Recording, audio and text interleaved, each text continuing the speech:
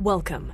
You're listening to the Malcontent News Russia-Ukraine War podcast, the show that cuts through the fog of war and updates you about the ongoing conflict in Ukraine. With your host, Linnea Hubbard.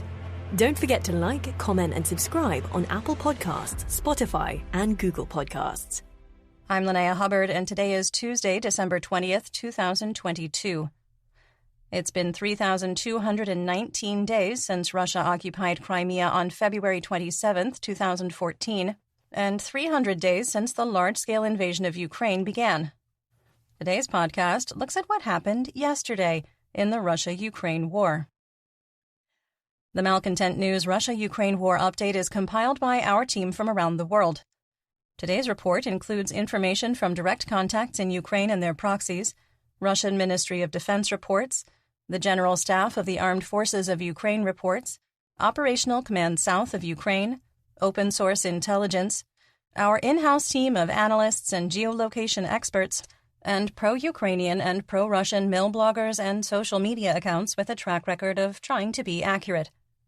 We have one mission: to report the truth, because the truth matters. Some quick housekeeping.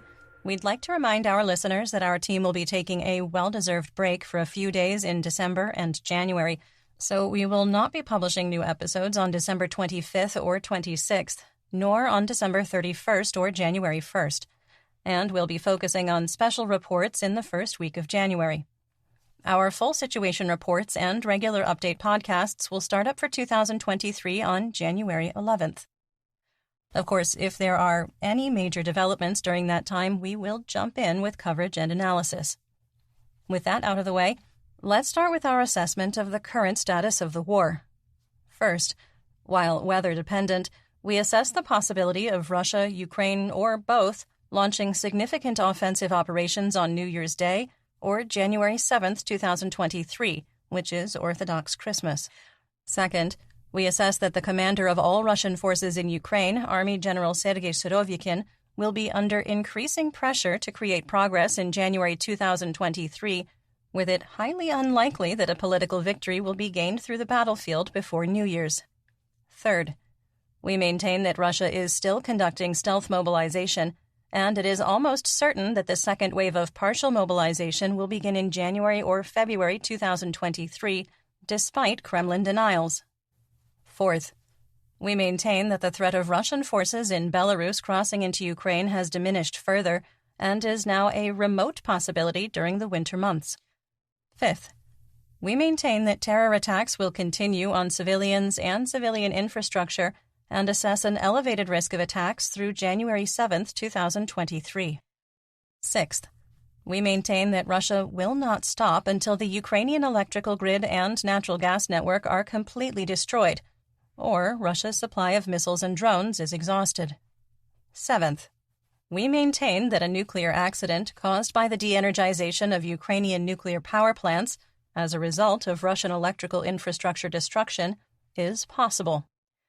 Eighth, our assessment that Russian President Vladimir Putin is facing more unrest outside the Kremlin was accurate, with numerous Russian mill bloggers openly criticizing the Kremlin, tactics, strategy, intentional disinformation spread by Russian state media, and the treatment of Mobics. Ninth, we maintain that Russian Minister of Defense Sergei Shoigu is reaching a point where his continued leadership of the Russian Federation Armed Forces is at risk, and that it will be politically difficult to blame Army General Surovikin, Commander-in-Chief of the Russian Aerospace Forces, for failing to defend Russian air bases. 10th, we maintain that neither belligerent will enter an operational pause over the winter. 11th, we maintain that the Russian military within Ukraine is combat ineffective and can only mount effective defensive operations. 12th, we maintain that the private military company Wagner Group is spread too thin to be combat effective due to its expanding role in the Donetsk Oblast and the revelation of crippling battlefield losses. And finally, we maintain that Ukraine holds the battlefield initiative, forcing Russian troops to remain in a defensive posture. Let's get some regional updates, starting with the Donbas region in Luhansk. On the Svatova axis, Russian and Ukrainian sources reported another Russian attempt to advance on Stelmachivka, which was once again unsuccessful. On the Kremina axis, Russian forces repeated their attempts to launch a limited counteroffensive toward Makiivka, while Ukrainian forces were shelled and fought with Russian troops in Ploshanka. Mercenaries with Wargonzo wrote, quote, "In the Luhansk direction, the armed forces of the Russian Federation attacked at Chervonopopivka," end quote, which indicates that Ukraine has more control of the town than previously assessed. There weren't any claims that Ukrainian forces have physical control of the P-66 highway ground line of communication, called a GLOC, that's a supply line, so we adjusted the map to move the line just west of the highway. The Russian Ministry of Defense, or MOD, reported continued fighting near Dibrova and within the Serebryansky forest area. Based on a statement by Serhiy Haidai, Luhansk Oblast administrative and military governor, and other intelligence, we've moved the line of conflict further in the Serebryansky region. On the Lysychansk axis, fighting continued east of Bilohorivka, the one in Luhansk, with Russian forces failing to advance. Governor Haidai stated the situation in the town had stabilized. The Luhansk People's Republic, or LNR, Joint Center of Control and Coordination, or JCCC, reported 2 HIMARS strikes in the occupied territory in Novoselivka and Alchevsk, and the heavy shelling of Russian positions in Svatova. In northeast Donetsk, there are significant information gaps about the situation, with the analyst community growing increasingly frustrated and growing declarations of "I know best."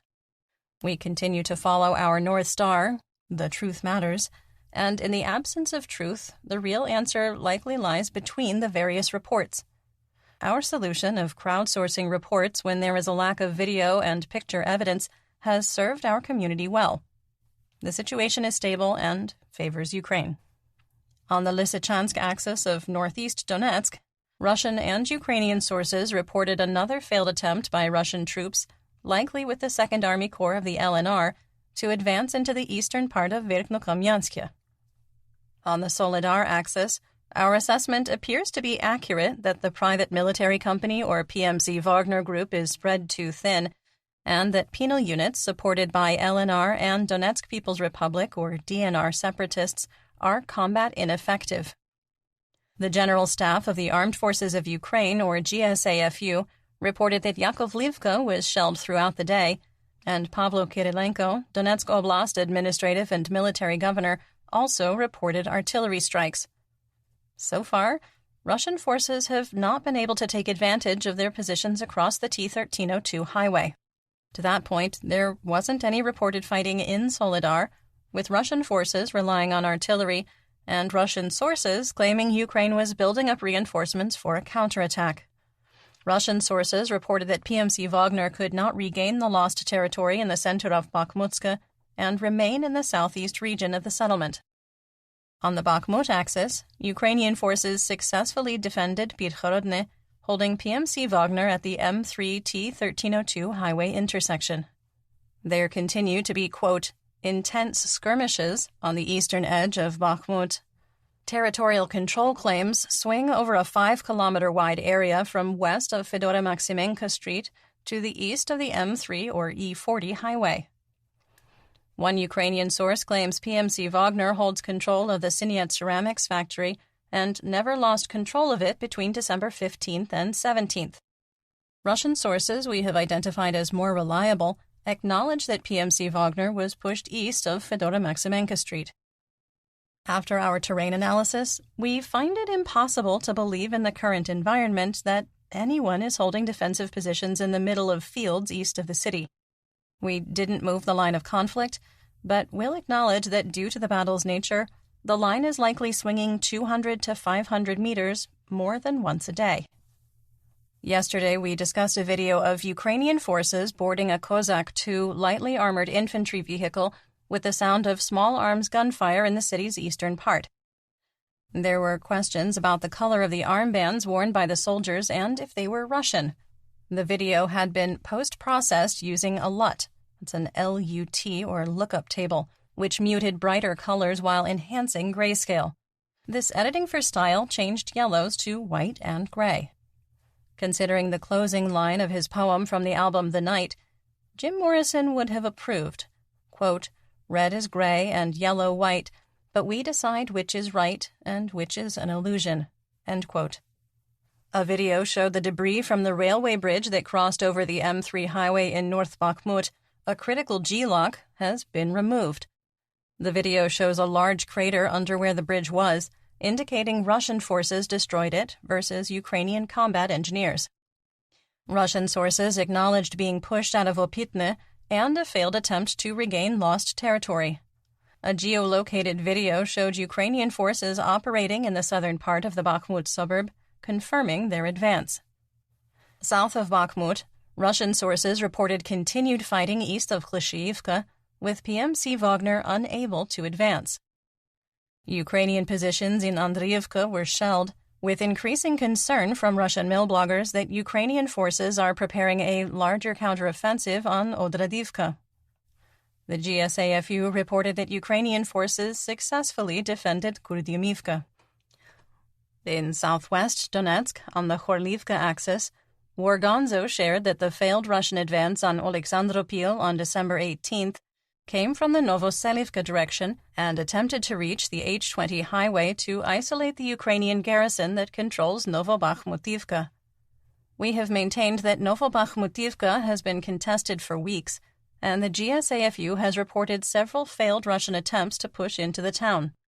Based on this information, we've moved the line of conflict south and east of Novobakhmutivka, south of New York, and pulled the line of conflict to the east side of the H-20 highway near Novoselivka and Kamyanka.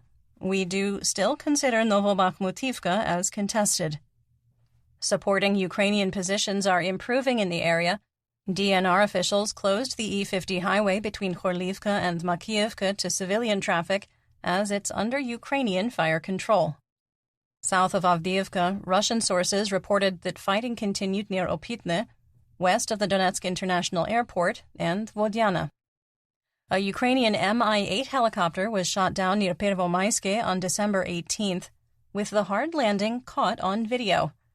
The Mi-24 flying information returned to the crash site and landed, although the disposition of the crew of the downed chopper is unknown. Elements of the 1st Army Corps of the DNR continued their attempts to advance on the Ukrainian firebase at Nevelske, gaining 10 to 30 meters of ground. On the Marinka axis, Ukrainian troops successfully defended Krasnohorivka, the one west of Staromikhailivka. Denis Pushelin, the self-declared leader of the DNR, reported that Marinka had been captured, a claim that was unsupported by the Russian MOD and multiple Russian mill bloggers. The GSAFU reported that Ukrainian forces continue to defend their positions, and reliable Russian sources report ongoing fighting in the center of town. A video released today, which is likely older, was recorded on Prokofyeva Street east of the mine waste heap, with small arms fire in the area. The sound of gunfire this far east from the center of Marinka does not support a Russian westward push. DNR separatists attempted to regain lost defensive positions east of Pobeda without success. On the Volodar axis, the 1st Army Corps of the DNR continued their glorious military traditions east of Novomikhailivka with yet another failed advance. The Russian MOD reported new Ukrainian attacks on Volodymyrivka and Ukrainian DRG units operating near Mikilske with no evidence. There continue to be no reports from any other source about fighting in this area, and strong evidence that more experienced Russian military units were withdrawn from the area. Russian sources reported fighting near Novosilka on the Donetsk-Zaporizhzhia administrative border. The People's Militia of the DNR Telegram channel claimed their forces destroyed 2 tanks and 9, quote, units of armored and automotive vehicles. If you are wondering, what about that Mi-8 helicopter? We are also wondering that. Ukrainian forces carried out 235 fire missions on the occupied territories. You're listening to the Malcontent News Russia-Ukraine War podcast.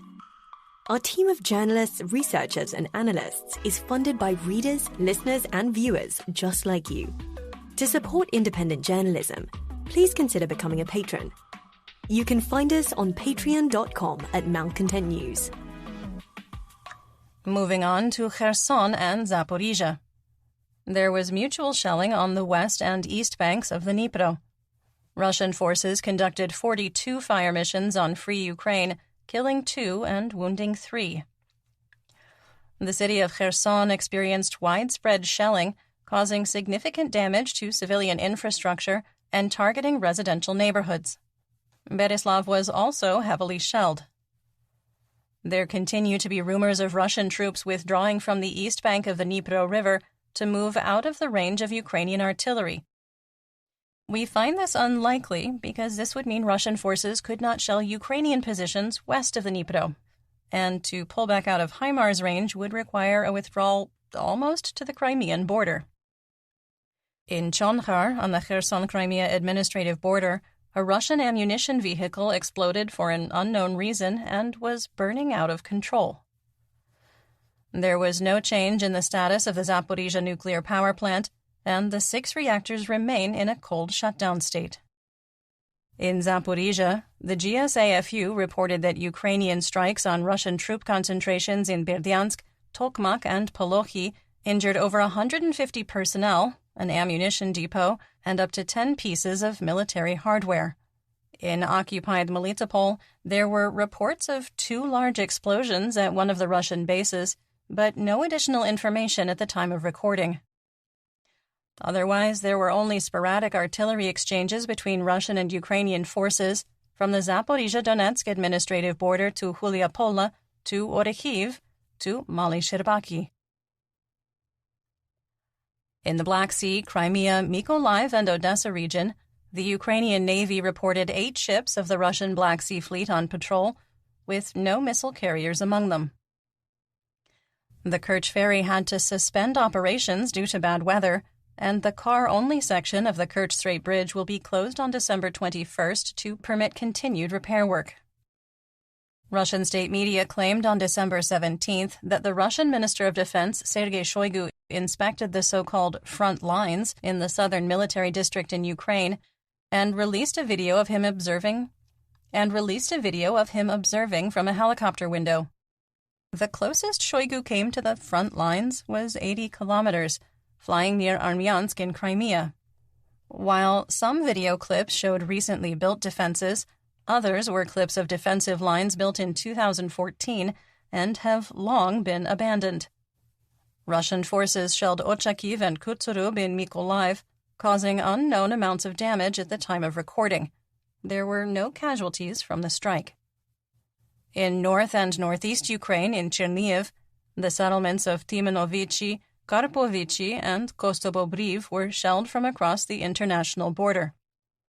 Dmytro Zhivitsky, Sumy Oblast administrative and military governor, reported that the hromadas of Velika Pisarivka, Krasnopilia, Miropil, Yunakivka, and Khotin were also attacked by Russian forces from across the international border. 3 homes were damaged in Miropil, and in Shalichin, territorial guards got into a minor skirmish, exchanging small arms fire and rocket-propelled grenades. On the Russian front in the Belgorod Federal District, the town of Shebikhino was shelled, knocking out power and water after an electrical substation was damaged and a warehouse caught fire. 1 person was injured in the attack. Let's talk about developments theater-wide and outside Ukraine.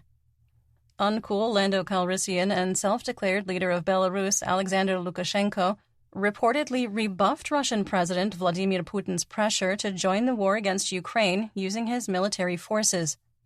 Lukashenko needs those forces to stay in power, even though his people like him, whether they like it or not. Putin extended his stay by a day, and the 2 dictators are having a sleepover at Lukashenko's state residence. The 2 leaders have agreed to continue joint training exercises and other nebulous economic and military partnerships. Speaking of nebulous, let's talk about Russian mobilization. Governor Haidai of the Luhansk Oblast reported that Russian forces on the Svatovo-Kremina and Lysychansk axis are force advancing Mobics and penal units into minefields in continuous assaults, and then moving through the, quote, cleared area with a second wave of troops. All is going to plan. Really, really gross plan. In economic news, the ruble continued its slide, with the exchange rate falling to 70 for $1, the lowest level since May. Demand for rubles is in decline after the oil price cap was implemented on December 5th, and orders for Russian crude plummeted. To help prop up the currency, the Kremlin requires foreign payments to be made in rubles, artificially creating demand. If you are an economics expert and want to come onto the podcast to drop your knowledge on us, I would not say no. Oil prices were mixed, with WTI crude climbing to $76 a barrel and Brent holding at $80. Russian Urals crude also climbed, reaching $57 a barrel. United States wholesale RBOB gasoline on the spot market inched toward $2.19 a gallon, or 58 cents a liter. Dutch TTF natural gas futures continued their downward trend after weeks of volatility.